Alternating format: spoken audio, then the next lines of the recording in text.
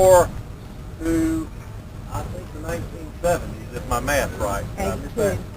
82 was the last time anybody lived? Okay. Some of those Hightowers who actually lived in the home are here today. That would be the children, grandchildren of Richard House Hightower IV, affectionately known as, in my case, it was Uncle Tubby. But there are a lot of them are here tonight, and we're glad they're here. A lot of us actually called it Granddaddy's home. I always, when I rode by with my children, I'd say, this is the Hightower home place.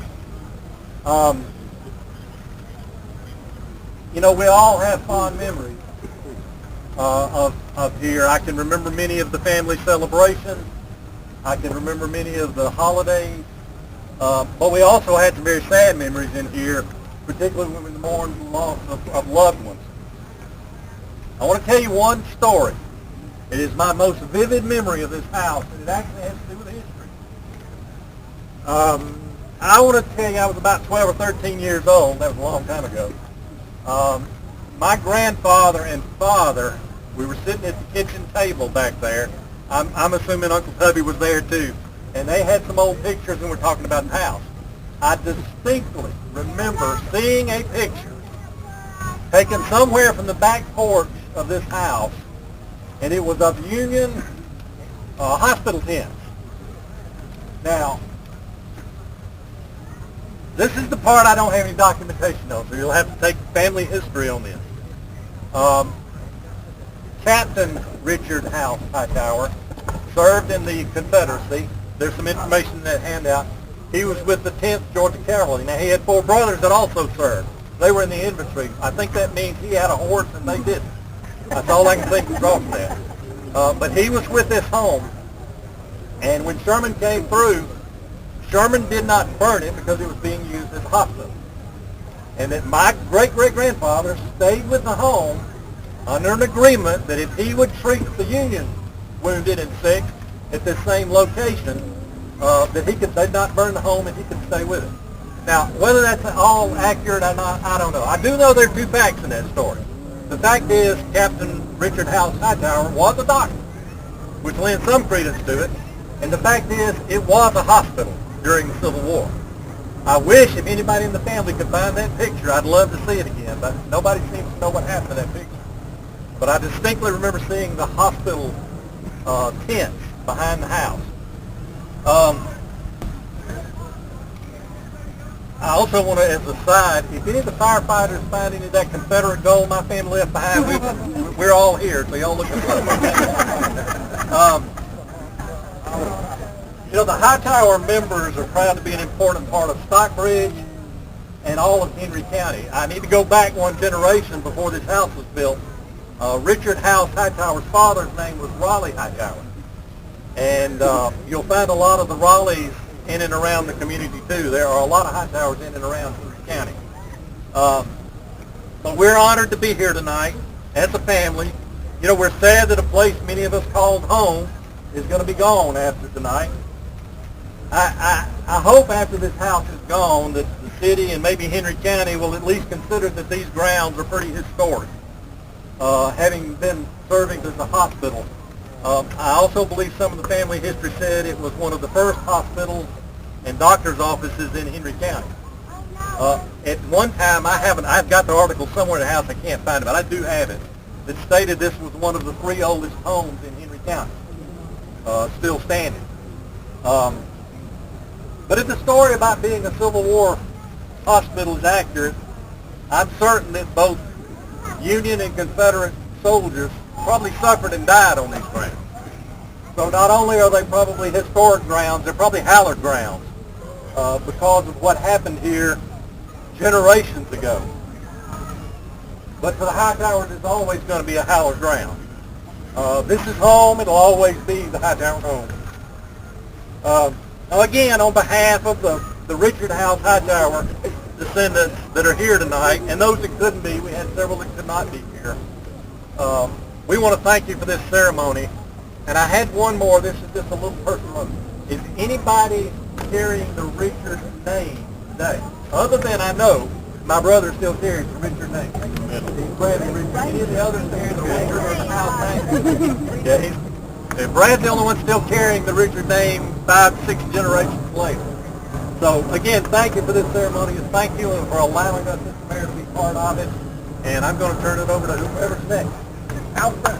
Oh, Alfred.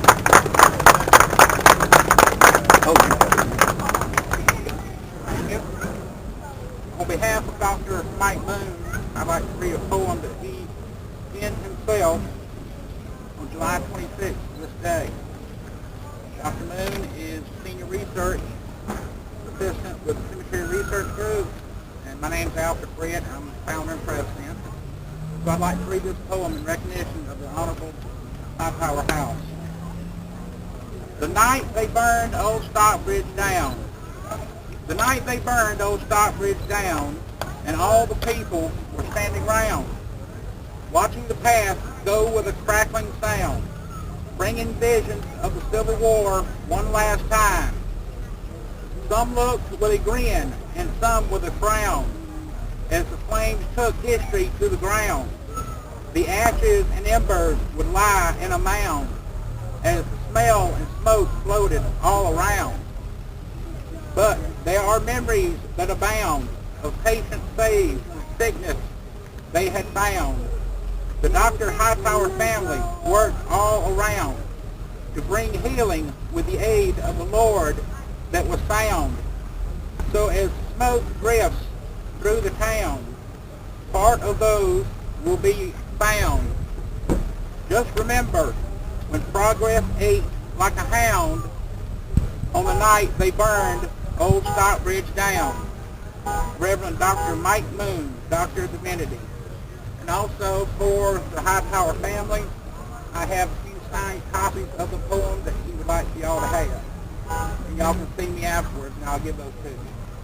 And thank you very much. And now we'll have Davina, the great-great-great-granddaughter, and she will close it out for speaking. Well, hello everybody. Obviously y'all have heard my name a little bit today because he keeps saying it quite a bit, and I'm not used to hearing my name that often unless I'm getting in trouble. But I am Davina Studley. I'm a North Carolina firefighter, and of course I've got to have a nice little speech written out because I can't memorize everything. But I did want to begin by saying thank you for all of you to come out here. Community, family, friends, family I've never met before.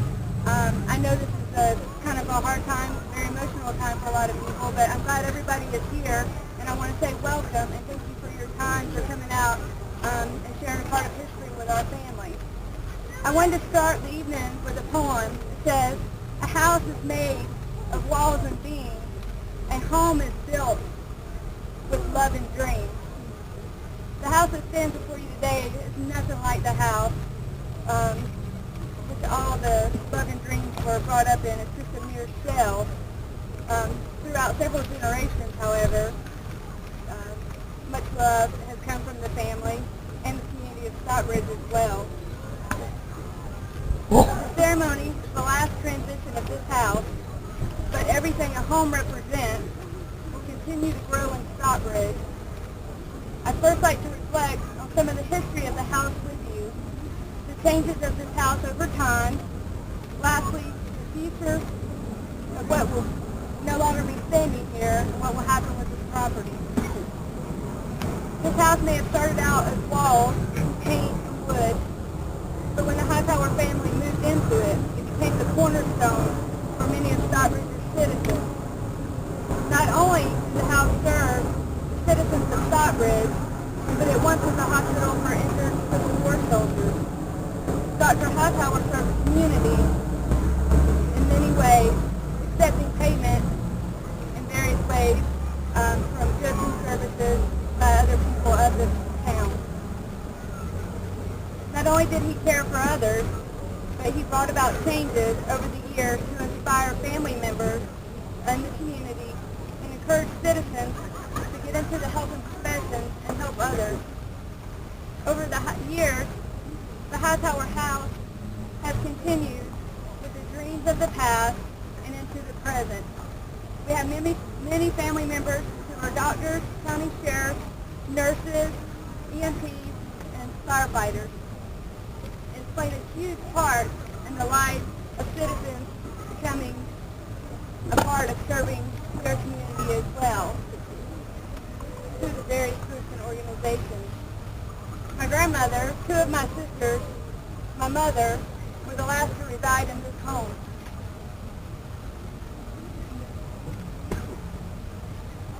My grandmother was a very big supporter of organizations. My greatest memory is the Stockbridge Fire Department, which is no longer the Stockbridge Fire Department. It's the Henry County Fire Department. The station was right across the street there, which is no longer there today. As a matter of fact, within the last week, I believe, it's moved to Rock Quarry Road. Without the support from the past and the future, it would not be possible for that station to grow bigger. And without the support of all the citizens and families, it would not be there. My grandmother exposed me to fire at an early age.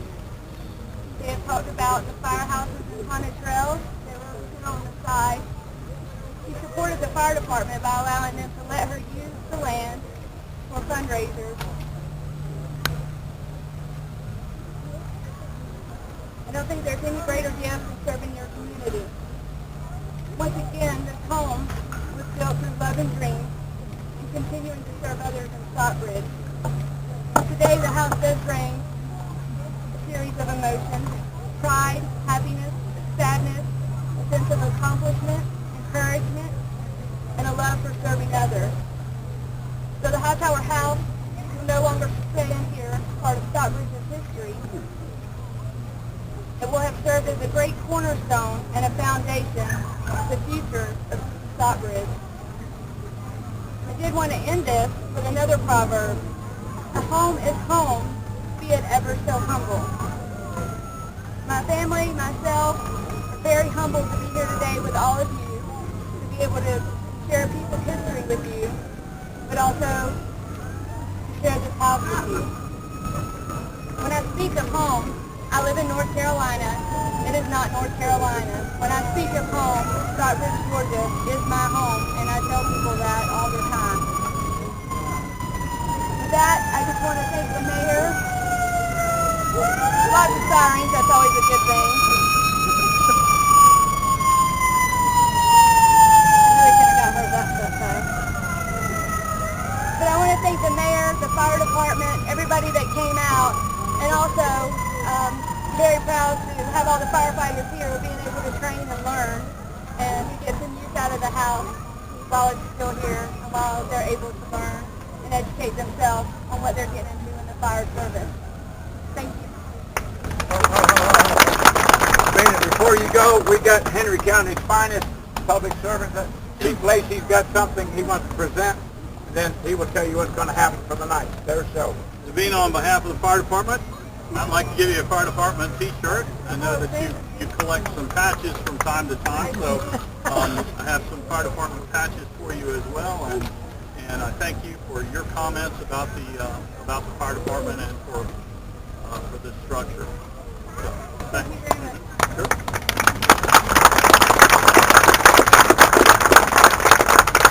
I'll give you just a brief overview of what we'll be doing tonight. As was mentioned earlier by the mayor, and by the way, I'd like to thank the mayor and the city council for allowing us to use this structure for training. The mayor mentioned earlier that this structure's been used for nearly 2 years for training exercises, and what we've been doing in this house for the last 2 years are drills that don't involve using fire. We do ladder drills, we do a number of search and rescue drills, we do a lot of self-extrication drills from this structure. We've spent a lot of hours training in this particular house. Tonight we're going to burn the house, and we're using this as a burn exercise for our recruit firefighters who have been in school for the last 12 weeks in our recruit training school.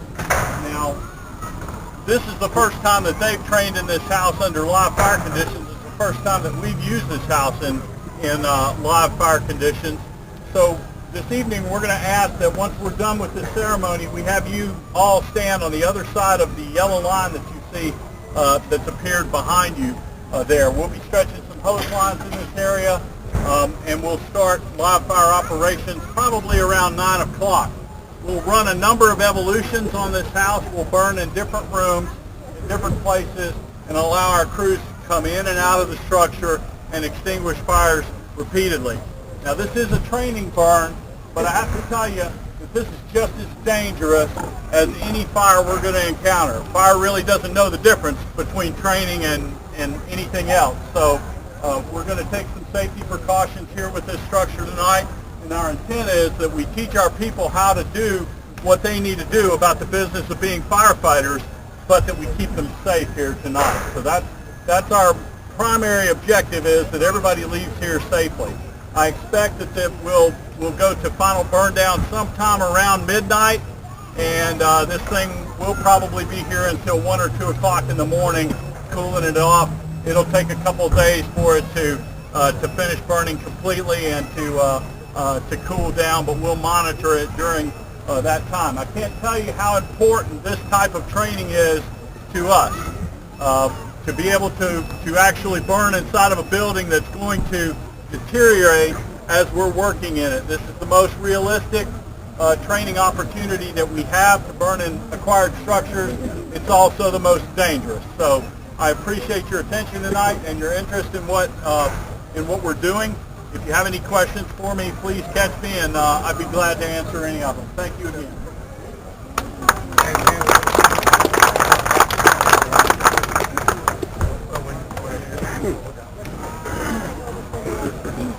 Thank y'all for coming out. Stay as long as you want. You got marshmallows and hot dogs. They might let you burn